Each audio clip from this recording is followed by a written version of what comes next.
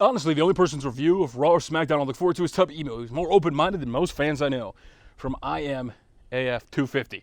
Thank you for that, man. I really appreciate that you like the new direction of the channel. More positivity, more telling stories. I have to be honest with you. Paul Heyman was over in the UK recently. He was talking about Brock Lesnar's streak and giving conspiracy theories and trying to tell a story and a narrative. And that's what I'm doing on my channel, man. We got a new direction. We are being more positive about Raw. We're not going to constantly just bash it like the other people because, listen, I could build a cult following of people that just want to bitch about Monday Night Raw, but why not look for the good in Monday Night Raw? Just like you, single month, can look for the good in WrestleCrate. Now, I'm not going to unbox this because I actually work for WrestleCrate now. I said this for a long time that I only promote stuff that I believe in. I believe in the damn company so much, I went to work for them. Bucks. Boom, the new figures, the ROH figures this month. Look at that, Kevin Steen. There was Lethal or the Briscoes you could have got. $25 brand new. You buy these. I had a bug in my nose. Plus shipping. If you missed this and you want to sign up for WrestleCrate but you don't want to pay shipping for, say, one of those other toy companies out there, what you can do, sign up for WrestleCrate and you can actually add these to your next crate and they'll be added to your next crate subscription. Same price. Boom. Get those figures. Also came with an ROH belt, WWE trading cards, and last but not least, the Eugene autograph from WWE. If you remember Eugene, was also Doink the Clown. Really awesome. But enough stalling. Let's get into the Raw review. I'll be honest with you, man. The new Raw opening was awesome. Did anybody else think the new Raw opening was awesome, where they're basically breaking down the show of what happened last week? Thanks, truck. I didn't want to do a video anyway. Garbage disposal truck. So anyway, like I was saying, last night's Raw opened up and it was hot. I didn't watch it live because I am out of town. I'm at your grandma's right now. I was filming a documentary, which you guys can go watch. And Monday Night Raw started off with a bang, man. The opening was great. And then out comes Sasha Banks in Atlanta, where she debuted. Her first Raw as champion in the place she debuted. How awesome is that? Looking forward to it, man. She was out there. Out comes Charlotte. And then out comes Chris Jericho, which I didn't know where they were going with this, right? Why is Chris Jericho coming out? And then it turned into one of my favorite segments. Enzo Amore came out. And Enzo and Sasha were going back and forth. And can I just say, dude, those two got chemistry. I'm just saying, hey, Enzo, how you doing? But I liked it, man. I really liked the opening. I actually liked most of the show. Most of the show was pretty good up until probably about the hour and a half mark where things got a little bit sketchy. But let's go over the show. So the opening, I really dug, man. If you're looking at it from an entertainment perspective, Big Cass not being out there, but Kevin Owens being on commentary, having Chris Jericho's back, and talking about that. And after the match is over, when Jericho lays out Enzo and Big Cass comes out, and Kevin Owens is on the microphone, and Kevin Owens is going, oh no, that's the dangerous one. That's the one you got to watch out for. I'd get out of the ring. That put over Big Cass. How awesome is that? That's the dangerous one. I loved every minute of that opening. I thought it was a great way to start off Monday Night Raw. And the fact that we had intergender tag matches, WWE kudos.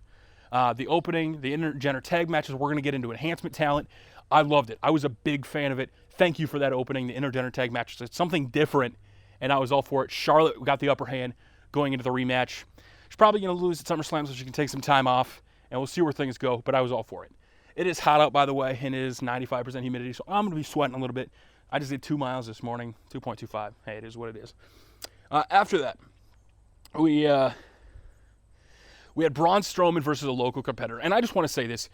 WWE, thank you for bringing back enhancement talents. One of the biggest complaints from people was jobbing out superstars. Having enhancement talent show up is awesome. James Ellsworth last week was awesome, and this week we had Evan Anderholm, and the parody account for James Ellsworth tweeted out, I only got $700. What? If he lost, he gets $1,000. If he wins, he gets $5,000. Kind of an incentive. I like the fact that they're using enhancement talents for Braun Strowman. I like Braun Strowman's new look. It's a way to not sacrifice your own talent and showcase some other guys and really give them the spotlight. Because James Ellsworth, should he get a spot on Raw? I don't know. You guys let me know in the comment section below. We went backstage where Mark Henry came in. And this is where I was like, dude, Mark Henry, you fit that role perfectly. Mark Henry comes in. You know, I don't want one last run. He wants a shot. He wants to do it for America. He's talking about the Olympics. And I was all for this, man. And he says, that's what I do. You know, because that was Mark Henry saying, man. I loved it. So he's going to go on to face Rusev later on tonight. And Rusev is just the greatest human being in WWE. And we're going to talk about that when we do get to that. Because I don't think there's anybody in professional wrestling that's ever been as good as Rusev is right now. That's just the honest truth. We had Golden Truth versus the Shining Stars, and this is where things... Listen, the Golden Truth thing, the Pokemon Go, is very relative. I'm all for it. Gotta wait for the truck to go by again.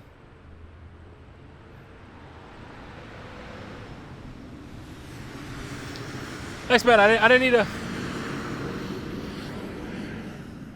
Thanks, bud. I didn't need to film anyway. So you had the Golden Truth versus the Shining Stars. Now, I'm all for the Shining Stars picking up a victory like this. You know, they're not very liked in WWE. And the Golden Truth thing, I don't know, man. The Pokemon Go where he drops his phone. I don't know if it's more of a comedy thing. I think it's good for WWE to try to stay relevant with Pokemon Go. Helps the Shining Stars, still gets the comedy of the Golden Truth over. And as much as it's maybe not be that entertaining to watch, or as far as a wrestling match goes, it kind of fills its purpose and keeps things relevant. So I'm all for it. Wasn't my favorite segment. That was the first hiccup that I had for Monday Night Raw. But overall, it wasn't enough to bring down my mood just yet. Still to come, we had Finn Balor coming back.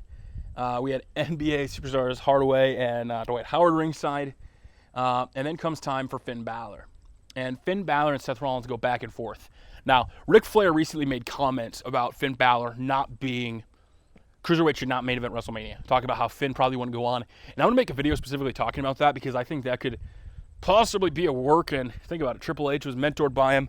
And now the guys that he's cultivating, the cruiserweights that are taking over, maybe not in Ric Flair's eyes. Maybe we have a clash of old minds versus new minds. And I'm going to go into a debate about that, but that's for another video. Ultimately, they go back and forth. And he's going to kick his arse at SummerSlam. I'm all for it, man. I'm ready for this match. It's for the Universal Championship. It ends with Balor going for the spinning kick. Seth Rollins retreated and got out of there. Hightailed it out of there just like he kind of does. All for it, man. Next, we had Mark Henry versus Rusev. Now, here's the thing, and I've said this before. Rusev, greatest superstar of all time. Rusev went away, cut down, is looking beastly.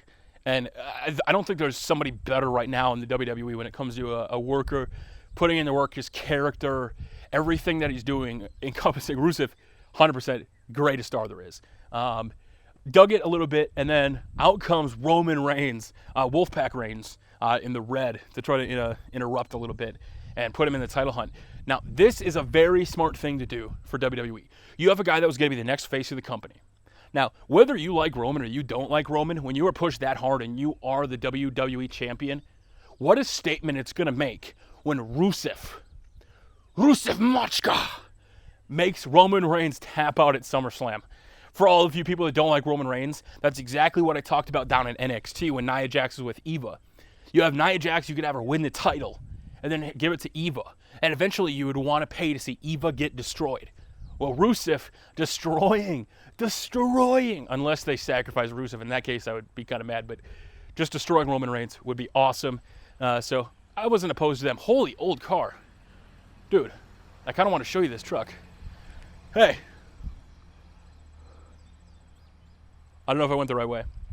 But Rusev, just awesome. When he was talking about being the Olympic hero and how Russia's banned.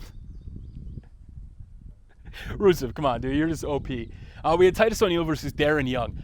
I was all for this. They were bringing up former tag team partners. Bob Backlund's out there. Ultimately, Titus O'Neil got the win with a roll-up pin. Dirty. And I was like, yes. Because as a coach, you can't just win.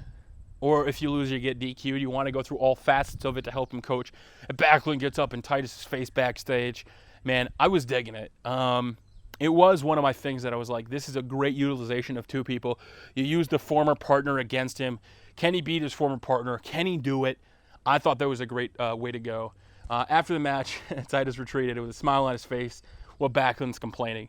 I'll be honest with you, Backlund is the most energy old guy I know, man. Bob Backlund, kudos to you. Stephanie's backstage. Sheamus appeared. Wonder what people were joking about. He wonders why Mark Henry got it, the title shot. Cesaro came in, and they're going to have a match. And I'll be honest with you, as another car's going by. Sheamus and Cesaro are two great workers. I think Sheamus kind of got into the thing when he won the title last year. Got put in a bad spot. I got to interview him at SummerSlam last year. Great dude. I was ready for him to cash in the Money in the Bank. It didn't really go anywhere. definitely should be utilized properly. So they're going to feud a little later on tonight. We had Ariel Monroe versus Nia Jax. And here's the thing, and I want to say this again. Enhancement talent are good for WWE because they're not sacrificing one of their own women's wrestlers. And I've seen some people talk about Nia Jax, and I like Nia Jax, man. The fact that she does power right after the match, after she won, she beat her. She tried to interview him. She was trying. After the match, she was being interviewed, and she went running over and just smacked her opponent. Ask her what she thinks. I was all for it, man. Nia Jax featuring on looking fierce, focused, and listen, I'm all for Nia Jax. We go on a little bit later on backstage. Tom Phillips is backstage with Sami Zayn. Kind of says he has a big mouth talking about Rollins because they're going to face off later tonight. It's going to be Sami Zayn versus Seth Rollins. You have the New Day versus Luke Gallows and Carl Anderson. Now, the New Day get the victory, but Big E's junk in this match gets pulled through, smashed into the ring post. And if you hadn't saw the match, as people were live tweeting that if you hadn't saw the match, you would have thought that Carl Anderson and Luke Gallows won. But it was awesome to tweet afterwards. Big E put out a tweet that said, "If you damage my member, I swear." And I was like, Big E, yes. The fact that they did the promo with Draymond Green, who leaked the dick pic on Snapchat, was just awesome. They had the oranges, and then he's putting the banana down. And if you look on the Twitters, that wrestling without context, and he's just dropping it down. The New Day are they're insane, man. Then we had Sheamus versus Cesaro. Cesaro won. This is a great place for Sheamus to be utilized as a heel, complaining that he doesn't get a title shot, and then a young up-and-comer, not young up-and-comer because he's been wrestling a long time, but Cesaro comes in, gets the victory. Again, it's a very good thing for Monday Night Raw. We get more promos about Brock Lesnar coming out. They've been hyping it like crazy. Brock is going to end the show. Heath Slater's in the ring, and Heath Slater's got Jinder Mahal. Now, there's been rumors about Jinder Mahal coming back that started yesterday or the day before from Dave Meltzer, and I tweeted that out, and people were like, where's the sources? Where's the proof? Jinder Mahal, out of all people, Jinder Mahal comes back. Now, you may be sitting there like, damn, Jinder Mahal. I looked at it as if you saw the Raw promo afterwards from the Fallout, Jinder Mahal had a hell of a promo.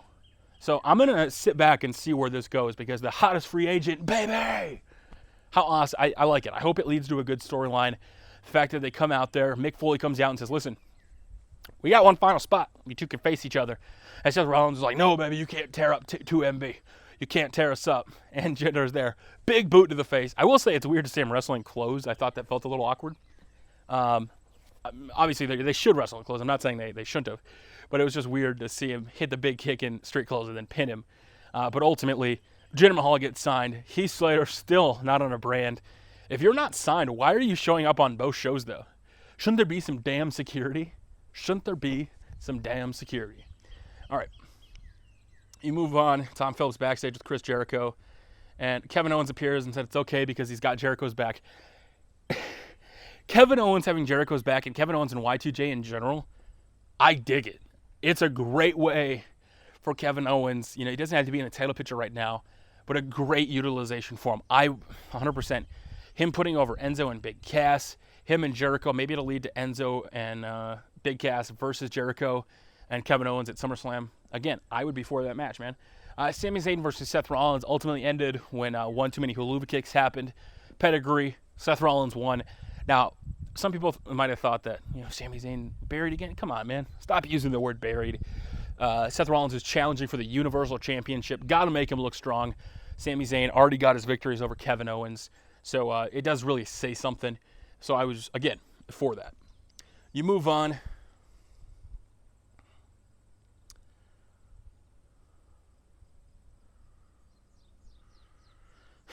And then comes time for Paul Heyman. Right before the commercial break, Paul Heyman comes walking out of the locker room and says, I'll see you out there. Now, at this time, I was watching my grandma's DVR, and I thought it was at hour 2. And I was like, why is he coming out in hour 2? It was just the DVR time. And they're in the ring and says the new era needs to step up to Brock Lesnar's level, that he's not going to go to Suplex City. And for those of you that know, Brock Lesnar doesn't sell very well. And it ends with Randy Orton coming out of nowhere. It ends with Brock Lesnar in the ring as Paul Heyman's talking. RKO out of nowhere from Randy Orton. Randy's just sitting there. And then he runs out.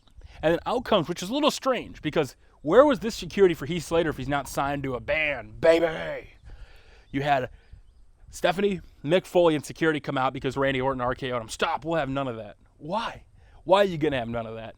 But the Vine where somebody tweeted out a picture of Randy Orton just sitting in the back of an elevator.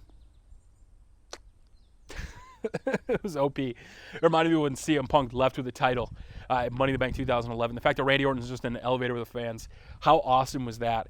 So that was pretty much Monday Night Raw, man. Overall, it started off very hot. There was some stuff that kind of slowed down for me.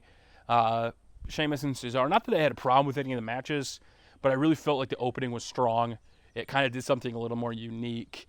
Overall, I don't even want to rate the show, man. I'm just looking at the positives of it. I don't think I need to put a rating on it and just kind of sit back and enjoy it. I thought overall, Monday Night Raw served its purpose in what it had to do. And I'm just going to say, I'm looking forward to these openings every single week. And Corey Graves, goddamn, I love Corey Graves. The only thing I'll criticize, and my buddy CM Pulse says this too, you guys can follow him at CM Pulse, the fun to watch thing. Neville, okay, maybe you can call Neville fun to watch, but why would you call Nia Jax fun to watch? Why? Please. You can call a high flyer fun to watch, you can do whatever, but if you have a monster in the ring who she's destroying people and you call her fun to watch, that's the disconnect for me. That's where I'm like, it's not enough to make me tune off or anything. Just something to keep in mind, WWE. Just like something to keep in mind, you guys can sign up for WrestleCrate. Don't use my code. Go find one of the directors that you know and love, because I do work for WrestleCrate. So don't use my code. Find CM Pulse, find Doo-Hop, find Grimm's Toy Show, find Brandon Hodge, find any of those YouTubers. Use their code and save 10% off your very first crate. August crate. I think you're going to dig it. But you guys go to WrestleCrate.com. You can use those codes.